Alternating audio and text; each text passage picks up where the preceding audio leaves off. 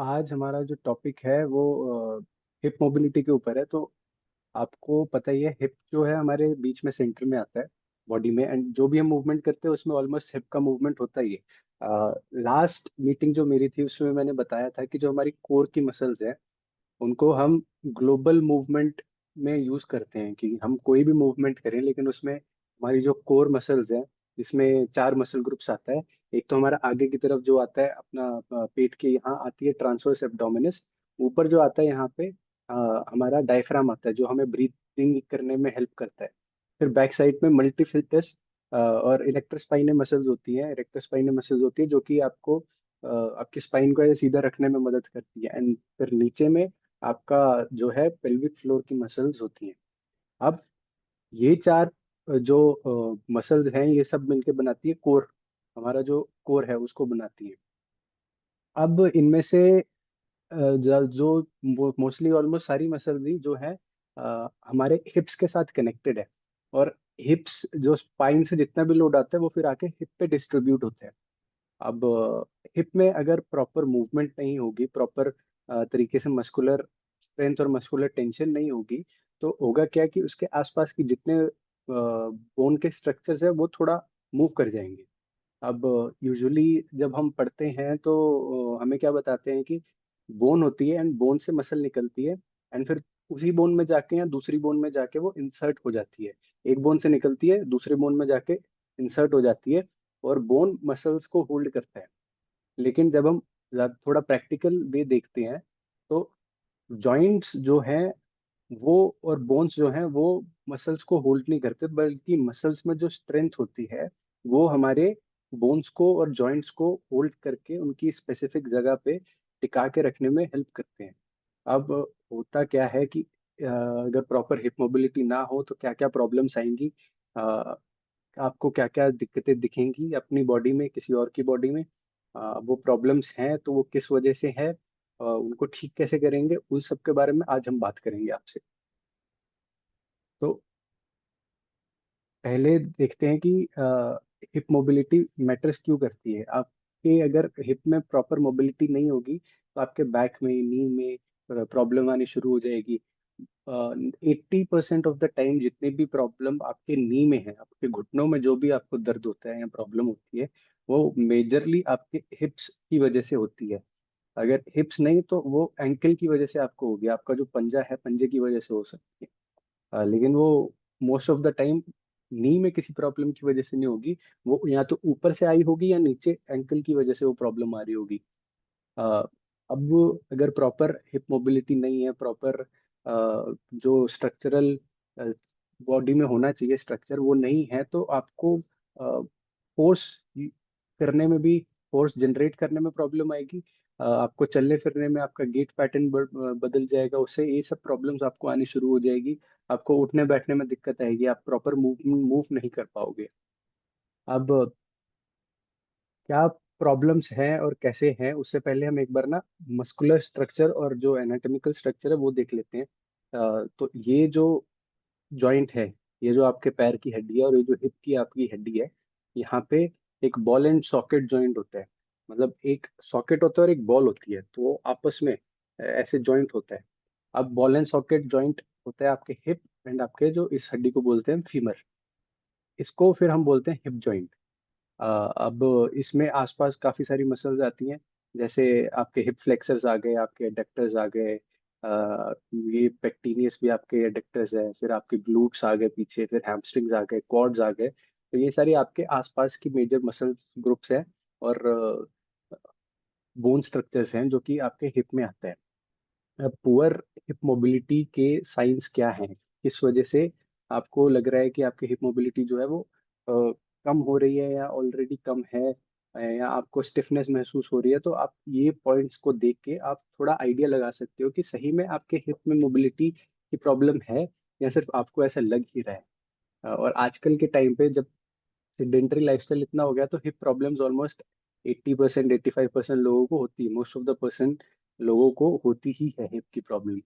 अब अगर आपके हिप के आसपास के किसी भी सराउंडिंग एरियाज में आपको पेन और डिस्कम्फर्ट हो रहा है, जैसे आपको लो बैक पेन हो रहा है, नी में पेन हो रहा है, आपका ग्रोइन और आउटर हिप में आपका टेंशन बढ़ रही है, आपको लग रहा है कि स्टिफ ज्यादा हो रहे हैं मेरी मसल्स और आसपास के जितने जॉइंट्स हैं, तो वो एक साइन हो सकता है कि आपकी हिप मोबिलिटी में प्रॉब्लम हो।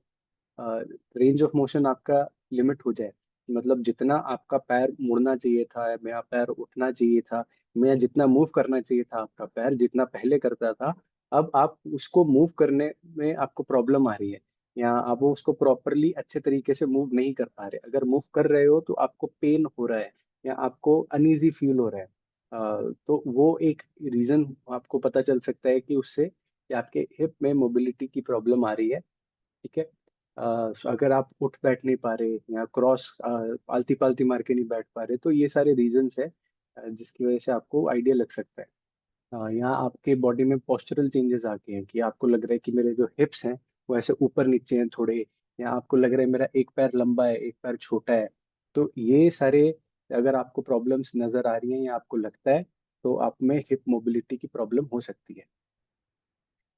इसके अलावा जितनी डीप मूवमेंट्स है, अगर नीचे बैठना है या चलने फिरना है, उसको मतलब ऐसे लग रहा है बहुत जोर लग रहा है, तो वो सारी आपके हिप प्रॉब्लम्स में आ जाएगा। अब हो क्यों रही है ये हिप की आपकी प्रॉब्लम्स? तो मेजरली जो आपकी प्रॉब्लम्स हो रही हैं, ये आपका प्रोलॉन्ग सिटिंग में क्या होता है आजकल, हिप फ्लेक्सर्स जो है जो कि हमारे आगे मसल्स आती हैं, यहाँ पे जो मसल्स होती हैं इसको हम बोलते हैं हिप फ्लेक्सर्स, जो आपके पैर को आगे की तरफ उठाने में हेल्प करती है। तो अब पूरा दिन हम बैठे रहते हैं तो ये रिलैक्स पोजीशन में होती है, एक शॉर्ट पोजीशन में होती है। हम मसल्स को जब भी देखते हैं तो यूजुअली वो शॉर्ट पोजीशन है, लॉन्ग पोजीशन, इलोंगेटेड पोजीशन में हम उनको देखते हैं। तो जो शॉर्ट पोजीशन में अगर ज्यादा देर तक रहेंगे तो वो उसको आदत पड़ जाएगी उस शॉर्ट पोजीशन में ही रहने की, और बाद में जब आपको उसको यूज करना है कि उसको लॉन्ग होना चाहिए, लेकिन अब उसकी आदत ही चली गई है, उसको भूल ही गया है कि मैं ऐसे खींच भी सकती हूँ। तो उस वजह से आपकी जो हिप फ्लेक्सर है शॉर्ट हो गई, तो उस वजह से आपको हिप मोबिलिटी में प्रॉब्लम आएगी, क्योंकि फिर वो अलाउ नहीं करेगी रेंज ऑफ मोशन को, आपका रेंज ऑफ मोशन कम कर देगी।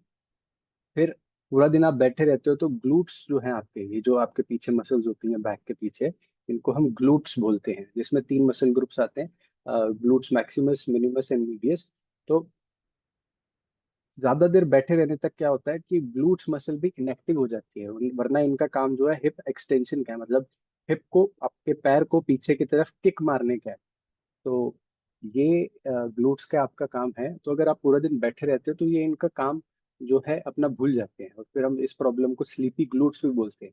ये आपके ग्लूट्स सो गए हैं लिटरली, वो उठ नहीं रहे, अपना काम नहीं कर रहे, जैसे सोया हुआ आदमी अपना काम नहीं करता उसी तरीके से इस स्लीपी ग्लूट्स हम बोलते हैं।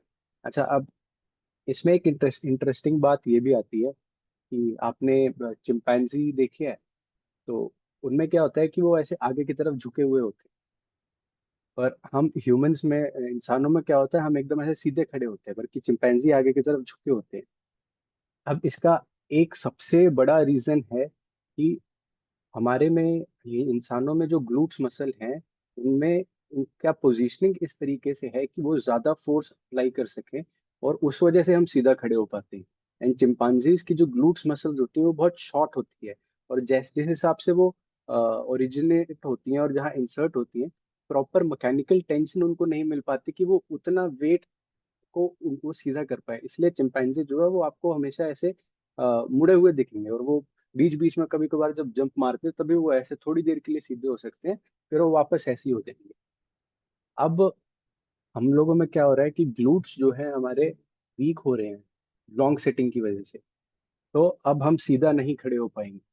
अब जब हम सीधा खड़े नहीं हो पाएंगे, ग्लूट्स का काम था आपको सीधा खड़ा रखने में, तो उसकी जगह पे आपका जो लोअर बैक है, जो आपका लोअर बैक की मसल्स है, वो आपको एक्सटेंड कराने में मदद करेंगी। वो आपको लगेगा कि आप सीधा खड़े हो रहे हो, लेकिन फिर आपकी जो कमर की नीचे की मसल्स हैं वो आपके बहुत हाइपर एक्टिव हो जाएगी, उनमें बहुत ज्यादा स्ट्रेस डेवलप होना शुरू हो जाएगा, ओवर यूज्ड हो जाएंगी वो मसल्स।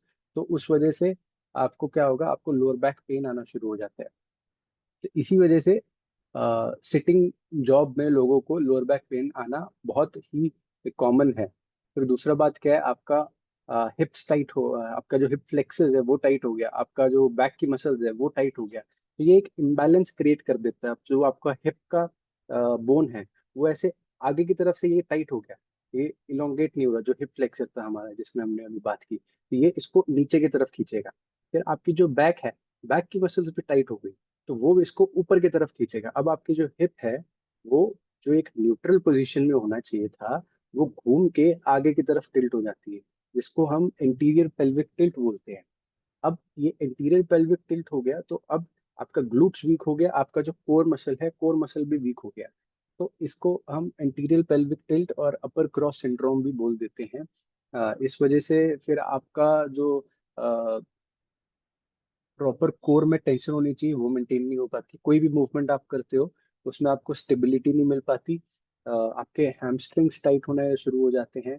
आपको चलने में, आपको जब चलते टाइम भी आपके हिप को एक्सटेंड होने में और फ्लेक्स होने में का एक प्रॉपर रेंज होता है, वो प्रॉपर नहीं हो पाता, तो आप पैर घिसट घिसट के चलना शुरू कर देते हो और भी काफी सारी प्रॉब्लम्स आनी शुरू हो जाती है।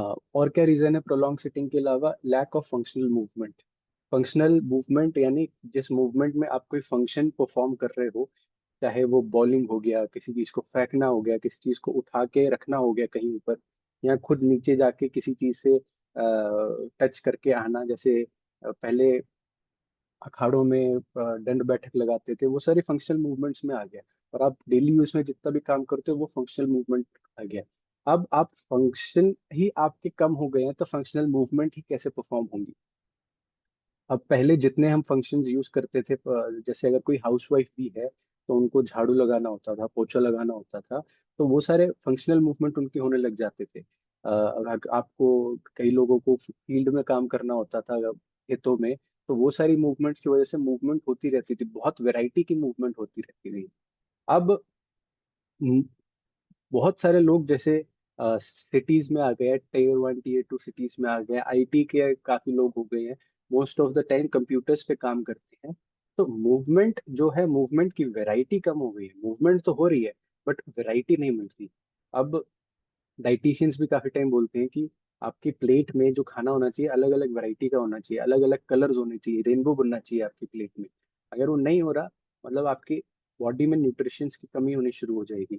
उसी तरीके से आपकी बॉडी में अगर मूवमेंट की वैरायटी नहीं आएगी तो मूवमेंट की मोबिलिटी और मूवमेंट का जो आपका स्कोप होना चाहिए, रेंज आपके पास होनी चाहिए, वो धीरे धीरे कम होना शुरू हो जाएगी। तो वैरायटी होना आपके पास, खाने में, सप्लीमेंट्स में, और आपके बॉडी में भी मूवमेंट की वैरायटी होना बहुत इंपॉर्टेंट है। आ, तो उस अब होगा क्या, वैरायटी नहीं होगी तो जिस मसल्स को जो काम करना चाहिए वो काम करेंगे नहीं, एंड धीरे धीरे वो सब भी सोना शुरू कर देंगे ग्लूट्स की वजह से। जैसे ग्लूट्स होते हैं वैसे ही वो भी ग्लूट्स की तरह सोना शुरू कर देंगे। तो इस सब की वजह से आपके मसल्स में एक इम्बैलेंस भी क्रिएट होना शुरू हो जाएगा। एंड मसल इम्बैलेंस का सबसे बड़ा जो इफेक्ट आपको आता है वो आपके पोस्चर पे आता है, जो कि हमने ऑलरेडी पहले की मीटिंग में, पोस्चर वाली मीटिंग में हमने डिस्कस किया हुआ है। तो अगर आप देख सकते हैं ना कि ये सारी चीजें जितने भी आज तक मैंने मीटिंग्स ली है, सब के सब आपस में बहुत इंटर रिलेटेड है, क्योंकि आपकी बॉडी जो है वो पूरे एक चेन में काम करती है। कहीं पे भी हल्का सा मूवमेंट आया तो पूरे चेन में कुछ ना कुछ मूवमेंट आएगा, कुछ ना कुछ प्रॉब्लम आएगा, कुछ ना कुछ हिंड्रेंस आएगा। तो आपको बहुत ही माइंडफुली अपनी बॉडी को ट्रीट करना पड़ेगा, बहुत ही माइंडफुली आप अपनी प्रॉब्लम्स को देखना पड़ेगा, एंड बहुत ही माइंडफुली उनको सॉल्यूशन की तरफ लेके जाना पड़ेगा। अब आपका जो पोस्चर है, पोस्चरल हैबिट्स है, उनकी वजह से भी मस्कुलर इम्बैलेंस क्रिएट हो सकता है। दो तरीके हैं, एक तो आपका मसल्स में इम्बैलेंस क्रिएट हो गया, उसकी वजह से आपका पोस्चर में चेंज आया। यहाँ आपका पोस्चर ही इतना स्टिफ था एंड नॉन मूविंग था, वैरायटी नहीं थी उसमें, कि उसकी वजह से मसल में चेंज आ गया। तो ये दोनों तरफ से काम करता है। जैसे एक सड़क है ना, सड़क में कोई आ भी सकता है, जा भी सकता है, कब वन वे रोड जो है वो बहुत कम ही होती है। तो इसलिए आपको पोस्चर का ध्यान रखना भी अपना उतना ही जरूरी है। एंड फिर लास्ट में जो एक रीजन है वो है इंजरी।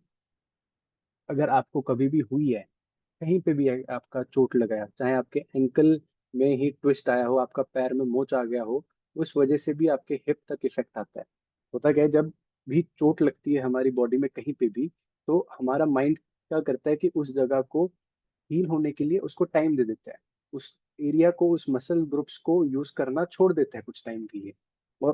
तब तक वो मूवमेंट कराने के लिए वो दूसरे मसल्स का यूज करता है, क्योंकि हमारे ब्रेन को वो मूवमेंट परफॉर्म करनी है, चाहे वो ए मसल करे या बी मसल करे, उससे उसको कुछ लेना देना नहीं है। अगर वो ए मसल का काम है करना, तो ए मसल करेगी तो वेल एंड गुड, अगर ए मसल नहीं करेगी तो वो बी मसल को यूज करेगा। तो अगर जब भी चोट लगती है तो हम क्या करते हैं, थोड़ा लंगड़ा लंगड़ा के चलना शुरू कर देते हैं, उसमें हमारे दूसरे मसल ग्रुप्स यूज होना शुरू हो जाते हैं। अब आपकी चोट ठीक हो गई, लेकिन अब आपके ब्रेन को लग रहा है कि मैं उस मसल ग्रुप पे ट्रस्ट नहीं कर सकता, कि जो ए का काम था अब वो ए नहीं कर सकता, क्योंकि उसने इतने इतने टाइम से किया ही नहीं वो काम। तो उसका भरोसा उठ जाता है उस मसल से। अब जब तक आप अपने ब्रेन को वो बताओगे नहीं कि वो मसल ठीक हो गया है, वो उसका काम कर सकता है, प्रॉपर रिहैब उसका नहीं होगा, आपको प्रॉपर एक्सरसाइज करके अपने ब्रेन को बताना पड़ेगा कि वो अब ये काम कर सकता है, ठीक हो चुका है। तब तक वो उसी तरीके से अपना वहीं पे स्टिफ होना शुरू हो जाएगा, शॉर्ट होना शुरू हो जाएगा और वीक होना शुरू हो जाएगा। एंड उसकी वजह से भी आपके पूरा बैलेंस जो है, बायोमैकेनिक्स जो है आपकी बॉडी का, वो बिगड़ना चालू हो जाएगा। तो इंजरीज के बाद प्रॉपर रिहैब होना वो बहुत इंपॉर्टेंट होता है। अब जो आपके इश्यूज हैं, इफेक्ट कैसे करते हैं दूसरे एरियाज को। अब जैसे लोअर बैक पेन जो है, अब हिप में एक्सटेंशन, आपके जो ग्लूट्स मसल्स है ये वीक हो गया, आपका जो हिप फ्लेक्सर्स यहाँ पे आगे होते हैं ये टाइट हो गए, तो आपके हिप को इसने आगे की तरफ रोटेट कर दिया, जैसे अभी मैंने पहले बताया था। तो अब यहाँ पे काफी टाइटनेस आ गया है, और यहाँ पे बहुत ज्यादा स्ट्रेस पड़ना शुरू हो गया है।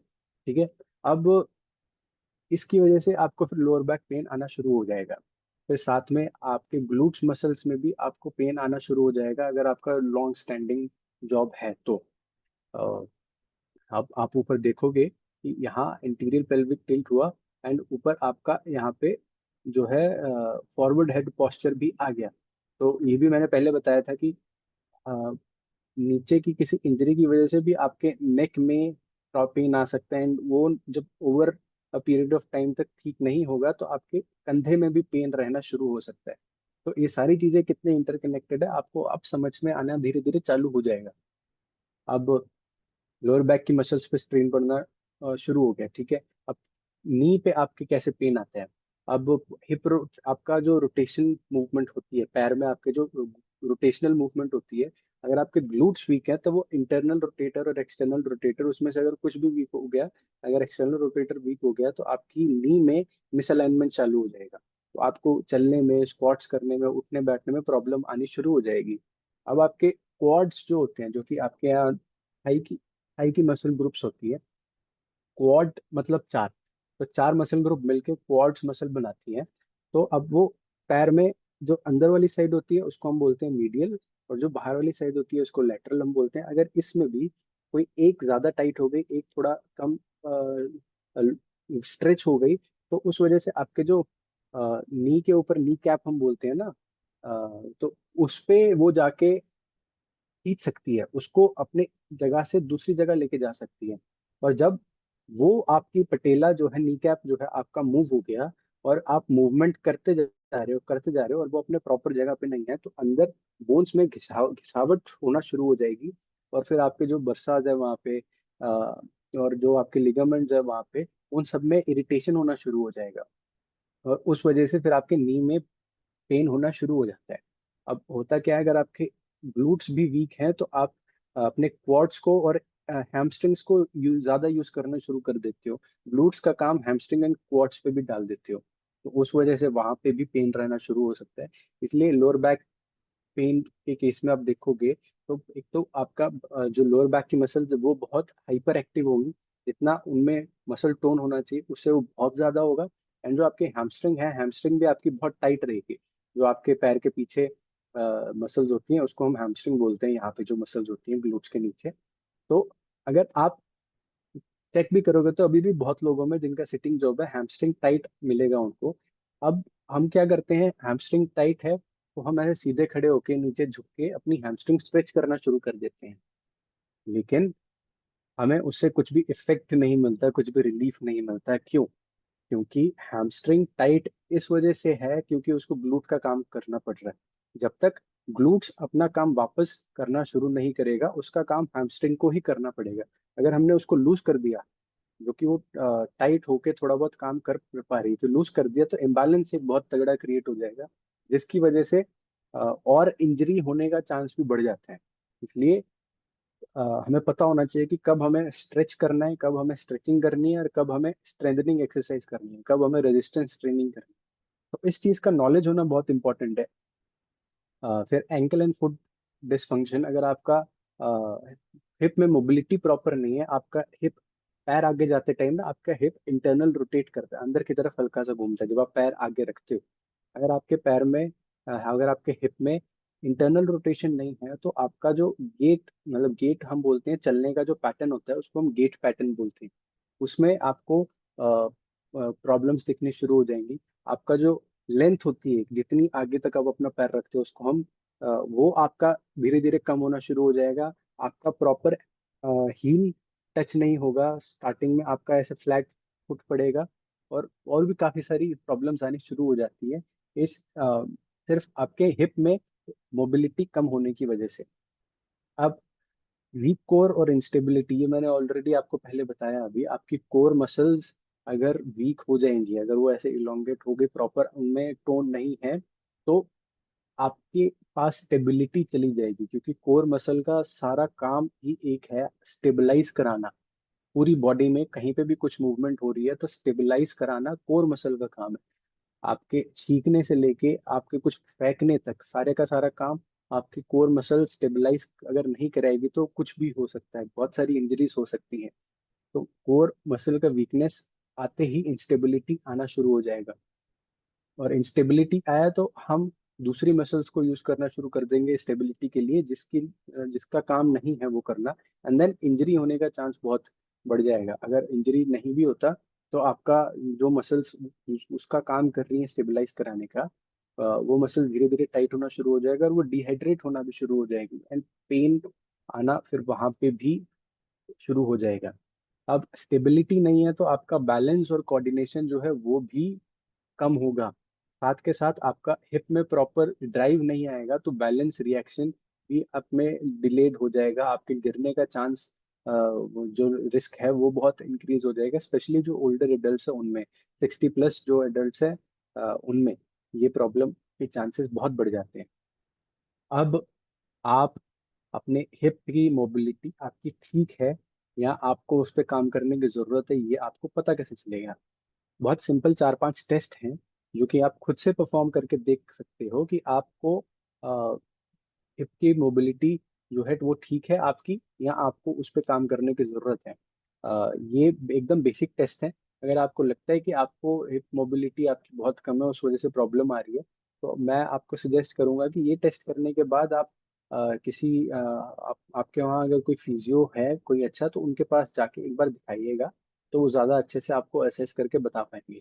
लेकिन अभी आप क्या कर सकते हो घर पे, डीप स्क्वाट का आपको टेस्ट करना है, आपको स्क्वाट करना है नीचे, और आपको चेक करना है कि क्या आपके एड़ी बिना उठे आप स्क्वाट एकदम नीचे तक कर पा रहे हो। पहली बात, आप स्क्वाट कर भी पा रहे हो, कई लोगों को तो बैठने में ही प्रॉब्लम होगी बिना सपोर्ट लिए। इसमें आपको सपोर्ट नहीं लेनी, सब खुद से करना है, कहीं सहारा लेके नहीं करना आपको। ठीक है। दूसरा, अगर आप बैठ पा रहे हो तो आपका जो बैक है वो सीधा है वो मुड़ा हुआ है, ये चेक करना भी बहुत इंपॉर्टेंट है। हो सकता है आप कॉम्पनसेट करने के लिए, बैलेंस करने के लिए आगे की तरफ झुक जाओ, तो वो दोनों चीजें अगर मिसिंग है तो मतलब आपके हिप में फ्लेक्शन में और आपकी स्पाइन की मोबिलिटी में कुछ दिक्कत है, हो सकती है। फिर नी टू टेस्ट जो है, इसमें आपको क्या करना है, बेड के, अगर सपोज ये बेड है आपका, ठीक है, आपको बेड के किनारे पे लेट जाना है, आपकी कमर ऊपर रहेगी, दोनों पैर नीचे लटके रहेंगे। अब आपको एक पैर की जो नी है वो ऊपर तक लेके आनी है, एंड आपकी छाती के पास टेस्ट करानी है, आपके छाती के पास टच करानी है। आ, कोशिश करनी है कि आपकी छाती तक जाएगी। अगर इसमें दो टेस्ट एक साथ हो जाएंगे, एक थॉमस टेस्ट है और एक ये नी टू चेस्ट टेस्ट है। अब इसमें क्या है, अगर आपकी वो नी जो है आपकी छाती तक टच नहीं हो पा रही, मतलब आपके नी फ्लेक्शन में, हिप फ्लेक्शन में आपके प्रॉब्लम है, और दूसरे आपके ग्लूट्स जो है वो टाइट है, उसमें फ्लेक्सिबिलिटी नहीं है। दूसरा, अगर आप उसको अपने चेस्ट तक लेके आ रहे हो और लेके आ पा रहे हो, और दूसरा पैर जो कि बेड से नीचे लटका हुआ है, उसका जो थाई है अगर वो उठना शुरू हो जाता है, इसका मतलब आपके जो हिप फ्लेक्सर्स है वो बहुत ज्यादा टाइट है, तो आपके हिप की मोबिलिटी कम होगी ही, तो फिर आपको उसके ऊपर काम करने की जरूरत है। तीसरा हिप इंटरनल रोटेशन टेस्ट है। इसमें आपको ऐसे बैठ जाना है जैसे इसमें लेडी बैठी हुई है, दोनों पैर आपको अपने आगे रखने हैं थोड़ा वाइड रख के 90 डिग्री पे, एंड देन आपको क्या करना है, पैर अंदर की तरफ गिराना है। अगर आपका जैसे इस लेडी का पूरा नीचे तक जा रहा है बिना आपकी हिप उठे हुए, हिप को उठाना नहीं है, सिर्फ पैर नीचे लेके जाना है। अगर आप हिप उठा रहे हो तो मतलब आप कॉम्पनसेट कर रहे हो। अगर आपको पूरा पैर ऐसे नीचे जा पा रहा है तो मतलब आपके हिप में इंटरनल रोटेशन ठीक है। अगर नहीं जा पा रहा तो मतलब आपको और रेंज ऑफ मोशन की जरूरत है। रेंज ऑफ मोशन आपको चाहिए जिसके ऊपर आपको काम करना पड़ेगा। और इसी तरीके से फिर आप दूसरे पैर का चेक कर सकते हो, एंड सेम तरीके से आप अपने पैर को बाहर की तरफ अगर गिराओगे तो आपको एक्सटर्नल रोटेशन का पता चल जाएगा कि वो भी आपका प्रॉपर है या टाइटनेस आ रहा है। तो वो आपको खुद ही फील हो जाएगा कि मैं जा रहा हूँ एंड जहाँ पे मुझे लगेगा कि हाँ टाइट होना शुरू हो गया है, हल्का हल्का दर्द हो रहा है, मतलब वहां पे आपको फंसना शुरू हो गया है। ठीक है। अब थॉमस टेस्ट ये मैंने ऑलरेडी आपको बताया कि पैर ऐसे लटका के आपको छाती की तरफ खींचने, अगर आपकी हिप उठ जाती है मतलब आपके जो हिप फ्लेक्सर है ये बहुत टाइट है, आपको उस पर काम करने की जरूरत है।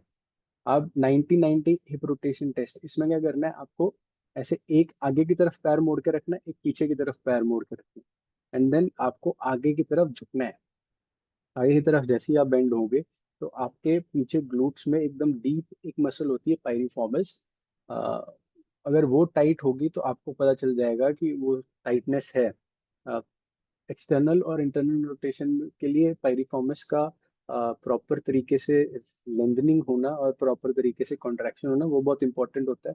अगर वो टाइट है तो आपको इंटरनल एक्सटर्नल रोटेशन में हिप के प्रॉब्लम आएगी। ठीक है। अब ये तो हो गई प्रॉब्लम क्या है, प्रॉब्लम कैसे है और प्रॉब्लम को कैसे हमने ढूंढा। अब ठीक कैसे करना है उसे। अब ठीक करने का दो दो चीजें हैं मेन, स्ट्रेचिंग, मोबिलिटी। अब मोबिलिटी में बहुत सारी चीजें आ जाती है, मोबिलिटी में एक तरीके से स्ट्रेचिंग भी आ जाती है। जिस भी चीज को यूज करके हमारा रेंज ऑफ मोशन बढ़ता है हम उसको मोबिलिटी ड्रिल बोल सकते हैं। आपको जो टाइट मसल्स हैं उनको आपको स्ट्रेच करना पड़ेगा, साथ ही साथ इसके साथ ही जो आपकी वीक मसल्स है उसको स्ट्रेंथनिंग करना बहुत इंपॉर्टेंट है। जैसे मैंने अभी बताया, अगर आपने हैमस्ट्रिंग अपना स्ट्रेच करके लूज कर दिया वापस, लेकिन आपका ग्लूट्स जो है, आपने बताया नहीं अपने दिमाग को कि ग्लूट्स काम कर सकता है, तो क्या होगा, ग्लूट्स वापस काम नहीं करेगा, वो काम हैमस्ट्रिंग पे आएगा और वो अब उसमें वो पावर नहीं रहेगी उसको काम को करने की, तो इंजरी होने का चांस बढ़ जाएगा। इसी की बजाय अगर आप ग्लूट्स को स्ट्रेंथनिंग एक्सरसाइज करोगे जिससे आपके ब्रेन को पता चलेगा कि हाँ ग्लूट्स अभी ये काम कर सकते हैं, एंड देन फिर आप अपने हैमस्ट्रिंग को स्ट्रेच करोगे तो आपका इंजरी होने का चांस बहुत कम हो जाता है। तो दोनों चीजें साथ के साथ चलती हैं, कोई भी एक चीज को पकड़ के आपको नहीं बैठना है, यहाँ पे आपको दोनों चीजें करनी पड़ेंगी। स्ट्रेचिंग टाइट मसल्स और स्ट्रेंथनिंग की मसल्स। की मसल्स आपकी कौन कौन सी हो गई, आपका usually most of the cases में आपका ग्लूट्स वीक होगा ही और आपकी कोर भी बहुत वीक होगी। तो ग्लूट्स एंड कोर का जो आपकी स्ट्रेंथनिंग है वो आपका सबसे फर्स्ट फोकस होना चाहिए। आपके ग्लूट्स को स्ट्रेंथन करना और आपके कोर को स्ट्रेंथन करना ताकि वो स्टेबिलिटी प्रोवाइड कर सके। अगर कुछ ज़्यादा ही आपके मसल्स टाइट हैं तो आप फोम रोलिंग और एमएफआरस का यूज कर सकते हो। ये आप खुद से करना थोड़ा सा आपको मुश्किल होगा और आपको टेक्निक्स वगैरह होती है जिसको सीखने में बहुत टाइम लगता है।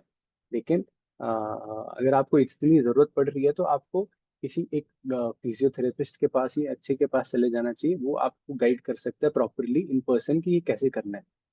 अब जो आपने स्ट्रेच होल्ड किया है या आप जब एक्सरसाइज कर रहे हो स्ट्रेंथ एक्सरसाइज, तब आपको अपनी ब्रेथ के ऊपर भी डायफर मतलब आपको अपने पेट से सांस लेनी है साथ के साथ, ताकि आपका डायफ्राम जो है वो भी प्रॉपर तरीके से कॉन्ट्रैक्ट कर पाए और आपके ब्रेन को आदत पड़ जाए डायफ्राम यूज करने की ब्रीदिंग में। और डायफ्राम भी जो आपका कोर मसल का एक मेजर मसल है जो मैंने आपको पहले बताया, जो कि ऊपर की तरफ आपके आती है।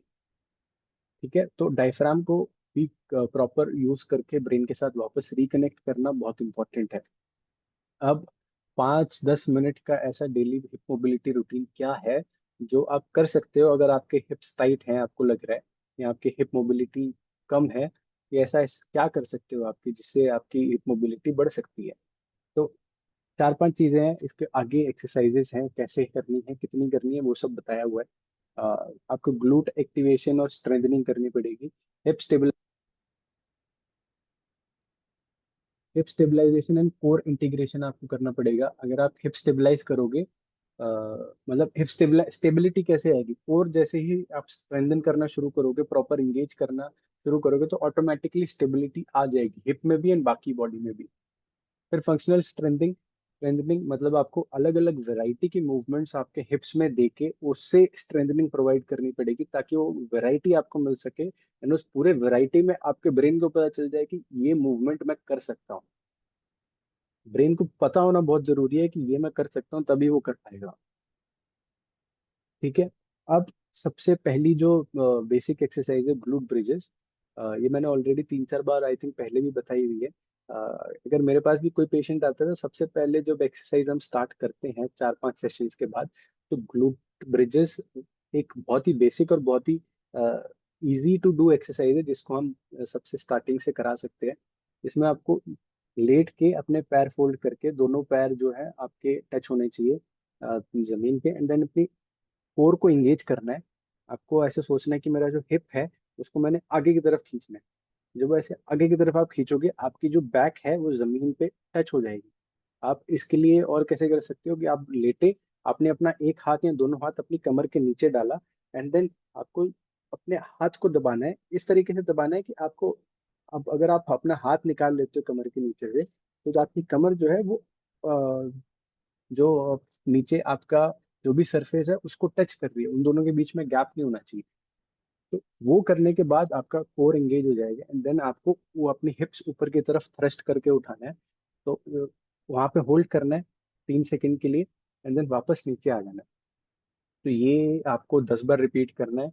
10 बार रिपीट करने के बाद आपको 2 मिनट 2.5 मिनट जितने का आपको लगता है कि मुझे ब्रेक लेने की जरूरत है, आप लो, एंड देन वापस इसको रिपीट कर सकते हो। अगर आपको एक सेट करने में मतलब 10 बार इसको करने में ही प्रॉब्लम आ रही है, तो आप इसको 2-2 में या 3-3 में करके अपने हिसाब से इसकी इंटेंसिटी कम और ज्यादा कर सकते हो, जैसे आपको और स्ट्रेंथ आपके अंदर आने लग जाएगी उस हिसाब से। फिर दूसरा क्लैम्पशेल्स है। साइड में लेट के, जैसे ये आदमी लेटा हुआ है, अपने नीज बेंड करके रखना है, एंड देन फिर आपको अपना नी जो है वो ऊपर की तरफ लिफ्ट करना है। इसमें आपको क्या ध्यान रखना है कि आपको नी लिफ्ट करना है, लेकिन आपको हिप पीछे की तरफ नहीं लेके जाना। अगर आपके साथ कोई आपका पार्टनर है तो आप उनको बोल सकते हो कि आपके हिप को पकड़ के रखने के लिए, ताकि वो आगे पीछे रोल ना करे। सिर्फ इसी एक बात का इसमें आपको ध्यान रखना है। इसके बाद आपका हिप थ्रस्ट आ जाता है। किसी जो ये थोड़ी सी एडवांस एक्सरसाइज ये हो जाती है। अगर आप जब क्लैम्पशेल्स और ब्रिजेस आप जब अच्छे से कर सको, उसके बाद ही आप इस पे मूव करिए। अगर आप वो अच्छे से नहीं कर पा रहे हो अभी, तो इट्स बेटर कि आप पहले अभी वही करिए, उसके बाद हम इस पे आ सकते हैं। किसी भी बेड के किनारे पे या बेंच के किनारे पे अपना अपर बैक रखना है, एंड देन नीचे बैठ जाना है। फिर अपने पैर फोल्ड करके, जैसे इसमें ऊपर की तरफ पैर फोल्ड करके नीचे बैठा हुआ है ऐसे बैठना है।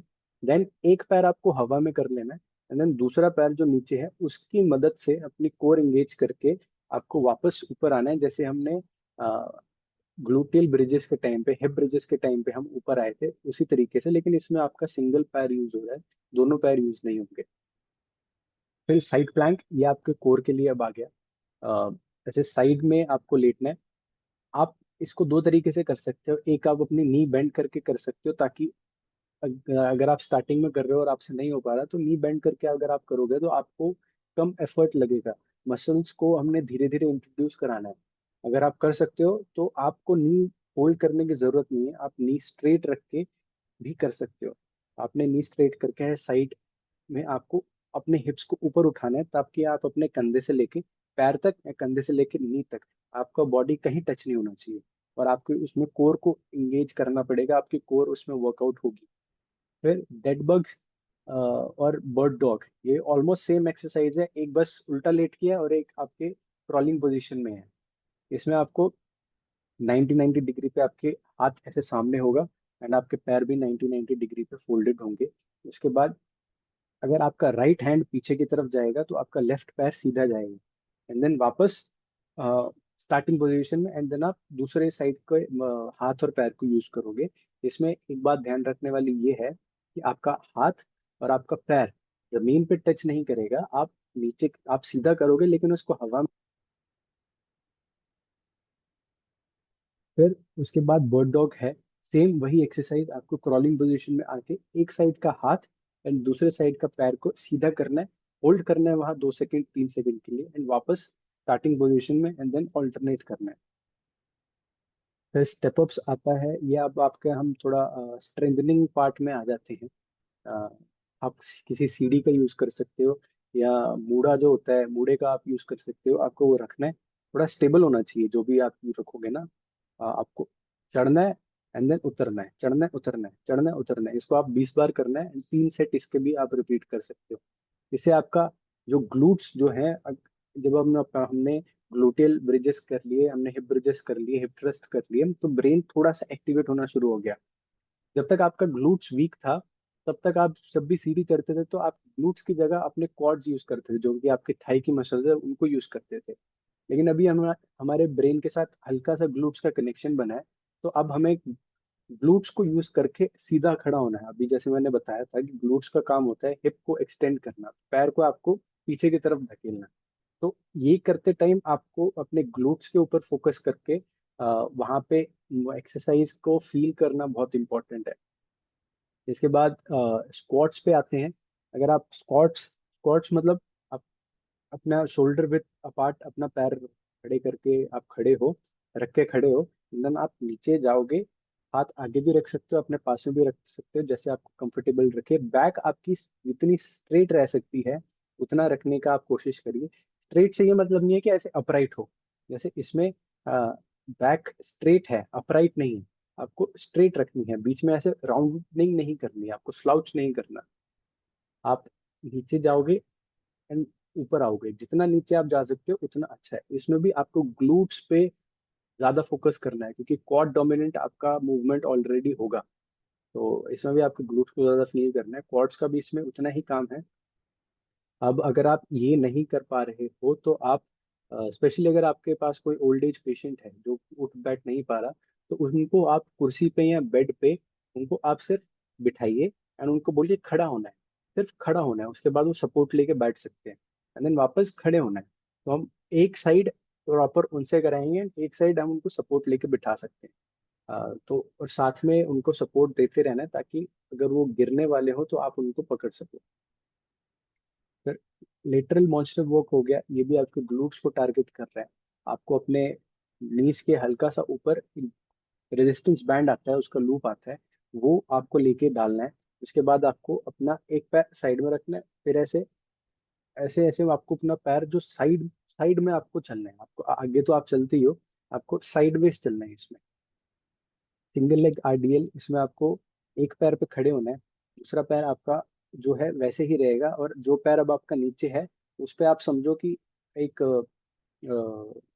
एक स्विंग बन चुका है। तो अगर आपका ये पैर ऐसे था, अब ये पैर आपका नीचे है, ये पैर आपने उठा लिया है, तो ये पूरी बॉडी आपकी ऐसे मूव करेगी सीधी सीधी। इसमें आपकी कमर नहीं मुड़ेगी, इसमें आपका पैर ऊपर नहीं आएगा, ये दोनों चीजें एक साथ ही ऊपर एंड नीचे जाएंगी। इसमें आपको फोकस क्या करना है, आपकी जो हिप है वो हिप हिंज मूवमेंट हम उसको बोलते हैं, वो सीखना बहुत इंपॉर्टेंट है। एक बार आप वो सीख गए तो आपकी बहुत सारी प्रॉब्लम्स जो है एक्सरसाइज में वो ऑटोमेटिकली आपको करने में इजी होना शुरू हो जाएगा। उसके लिए आप ऐसे सोच सकते हो कि आप एक दीवार के आगे खड़े हो, एंड आपको अपने हिप्स से उस दीवार को टच करना है। तो वो आपको आपको आगे नहीं झुकना, आपको अपनी हिप्स पीछे लेके जानी है। अगर आप थोड़ा इस तरीके से सोच के करोगे तो आप अच्छे से कर पाओगे। ये आप वेट के साथ भी कर सकते हो एंड वेट के बिना भी कर सकते हो। अब आप झुक गए, आगे की तरफ बेंड हो गए, अब जब आप खड़े हो गए तो आपको हैमस्ट्रिंग पे अपने ये जो ग्लूट्स के नीचे मसल्स होती है हैमस्ट्रिंग, यहाँ पे एंड देन ग्लूट्स पे, इन दोनों को फोकस करके आपको खड़े होना है। अब एक्सरसाइज इतनी ही आप अगर आप स्टार्ट करते हो तो इतना अभी के लिए बहुत है। अब को क्या करना है, आपको हेल्दी हैबिट्स बनानी है डेली के लिए, जो कि मैं हर अपनी मीटिंग में बोलता ही हूँ। अगर आपकी हेल्दी हैबिट्स होंगे तो बहुत सारी प्रॉब्लम्स आपकी ऑलरेडी बच जाएंगी। एंड आपको तो ऑलरेडी ही पता होगा कि कितनी प्रॉब्लम से, लाइफस्टाइल डिजीजेस से हम अपनी हैबिट्स चेंज करके बच सकते हैं। कि दूध वाली चाय नहीं पीनी, हमने काली चाय पीनी है। हमने दूसरी कॉफी नहीं पीनी, हमने अपनी लिंगजी कॉफी पीनी है। तो हैबिट्स हम चेंज कर रहे हैं, हम मना नहीं कर रहे कि हम चाय नहीं पियेंगे। हम अ, चाय मना नहीं कर रहे, डिएक्सिन की ब्लैक टी पियेंगे हम दूसरी कॉफी नहीं पियेंगे, हम अपनी लिंगजी कॉफी पियेंगे। तो हैबिट्स चेंज करना है, हमें किसी काम को मना नहीं करना है। उसी तरीके से अब आपका आजकल लाइफस्टाइल ऐसा हो गया है कि आपको लंबे समय तक बैठ के काम करना है। अब काम को आप मना नहीं कर सकते, लेकिन आप अपनी हैबिट इस हिसाब से कर सकते हो कि हर 40 मिनट, 50 मिनट, 30 मिनट बाद आप उठो और थोड़ा मूवमेंट करके आओ। अगर हो सकता है तो चेयर पे बैठे बैठे आप जो स्ट्रेचेस कर सकते हो, आप वो करिए करिए जब भी आपको ब्रेक का टाइम मिलता है। आप जितनी वैरायटी ऑफ मूवमेंट्स आप अपनी डेली एक्टिविटीज में ला सकते हो, उतने टाइप की आप एक्टिविटीज करिए। जितने अलग अलग टाइप का, अगर आप स्पोर्ट्स खेल सकते हो तो स्पोर्ट्स खेलिए अलग अलग टाइप के। तो उनसे आपको वैरायटीज मिलना शुरू हो जाएंगे, अलग अलग टाइप की आप एक्टिविटीज कीजिए। ठीक है। आपको 10-15 मिनट अगर आप डेली एक्टिविटीज अपनी एक्सरसाइज पे, अपने कोई भी स्पोर्ट्स खेलते हुए आधा घंटा भी अगर आप देते हो, तो आपको बहुत सारी चीजों से बचाव हो जाएगा। वैरायटी बहुत इंपॉर्टेंट है, जैसे हमने पहले बोला। अपना पोस्चर पे ध्यान देना, और अगर आपको ज़्यादा ज़रूरत पड़ती है तो टूल्स यूज़ करना, foam rollers, resistance band, massage balls. या आपको अगर ज़्यादा ज़रूरत लग रही है तो आपको एक फिजियोथेरेपिस्ट या डॉक्टर के पास भी जाके उस चीज़ को आप दिखा सकते हो, उनसे सीख सकते हो कि मुझे क्या चीज़ की ज़रूरत है, कैसे करना है और कब करना है। तो वो आपको बता सकते हैं, वो आपको गाइड कर सकते हैं। प्रॉपर गाइडेंस होना बहुत ज़रूरी है। अगर आप, जब तक आपको लग रहा है कि आप मैं खुद से कर सकते हो, आप खुद से करिए। जहां आपको लगता है कि ये मेरे से थोड़ा बाहर जा रहा है, तो हेल्प सीख करिए। हेल्प लेना कभी भी कोई बुरी बात नहीं है। अब हिप मोबिलिटी कितनी इंपॉर्टेंट है आपके पोस्चर के लिए, ये ऑलरेडी आपको मैंने बता दिया है। आपका टेक अवे आज से यहीं से यही होना चाहिए कि सारी आपकी बॉडी इंटरकनेक्टेड है। आप अब तक के मेरे जितने भी मीटिंग्स हैं उनको आप देखोगे तो वो बहुत ही क्रोनोलॉजिकली मैंने आपको बताया है। एकदम बेसिक से शुरू करते हुए स्टार्टिंग में हो सकता है आप लोगों को वो चीज़ें सेंस नहीं बना रही होंगी, लेकिन अब आप सारी चीज़ों को अगर पिक्चर में एक साथ रख के देखोगे तो आपको बहुत सारे लिंक्स इंटरकनेक्टेड मिलेंगे। उसी तरीके आपकी बॉडी भी बहुत इंटरकनेक्टेड है। कोई भी एक चीज जहाँ पे आपको पेन हो रहा है, वो यूजुअली वहां पे नहीं होती, वो किसी और चीज की वजह से वहां पे हो रही होती है। तो उन सबको आइडेंटिफाई करके, आइसोलेट करके आपको उनको एड्रेस करना बहुत इंपॉर्टेंट है। ठीक है। ब्रेक्स लेते रहिए, मसल्स आपकी टाइट मत होने दीजिए। जितनी वैरायटी ऑफ द मूवमेंट से आप कर सकते हो द बेटर। आपको स्ट्रेचेस, स्ट्रेंथनिंग और अपनी लाइफस्टाइल में अलग अलग टाइप की एक्टिविटीज करिए। जितना आप डाइवर्स लाइफस्टाइल जी सकते हो उतना बेटर, उतना आपकी बॉडी के लिए बेटर, उतना आपके नेटवर्क के लिए भी बेटर। ठीक है। तो आज के लिए इतना ही, इस मीटिंग के लिए। एंड अगर आपको कुछ भी हमारी एंड से, डीएक्सएम क्लिनिक से आपको कुछ भी हेल्प चाहिए होगी, तो आप इस नंबर पे कांटेक्ट करके आप कभी भी हमसे अपॉइंटमेंट बुक कर सकते हैं। एंड वेंसडे को सुबह 10 बजे से लेके शाम 4 बजे तक फ्री कंसल्टेशन भी हम लोग आपके लिए प्रोवाइड करते हैं, आपकी हेल्प के लिए, आपकी हेल्थ के लिए हम प्रोवाइड करते हैं। तो अगर आपको ज़रूरत हो तो आप तब भी हमसे कांटेक्ट कर सकते हो, वरना मंडे टू लेके सैटरडे क्लिनिक खुला रहता है। आप फोन करके कभी भी हम लोगों से बात कर सकते हो।